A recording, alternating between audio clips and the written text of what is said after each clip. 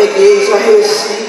Eu ponho o hino lá para tocar, e fico regindo, fico pregando, e ali eu sinto a presença de Deus, falo línguas estranhas, aquela tristeza que estava no meu coração vai embora.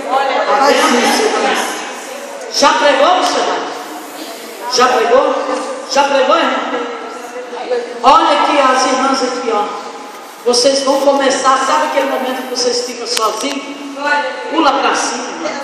Você nunca pulou, pula. Sapateia, prega dentro da sua casa. Prega, se possível, liga lá o Wi-Fi, lá o trem lá que chama. WhatsApp.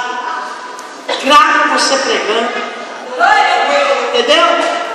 E quem tiver experiência com Deus pregando dentro da sua casa, chega até aqui, você vai dar testemunho o que aconteceu. Prega dentro da tua casa, você vai ter ali experiências novas com Deus.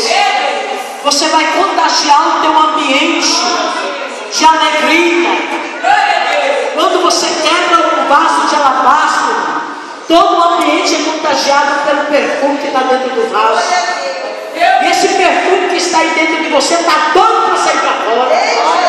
Você precisa pregar dentro da tua casa. Corre para lá. Mas eu não sei dizer, corre é assim mesmo. Corre, você está sozinha.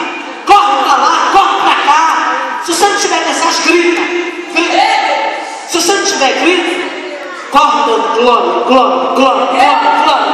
O que não pode, irmão, é começar no espírito e terminar na carne. Viu? Comece.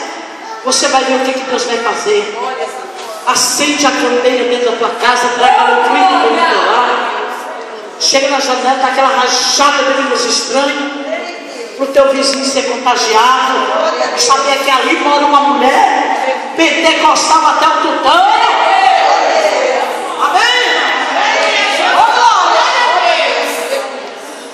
Estou orando. Jesus, quero crescimento dentro dessa igreja. Quero crescimento nesse trabalho. Eita! E quem que precisa me ajudar? É você trazer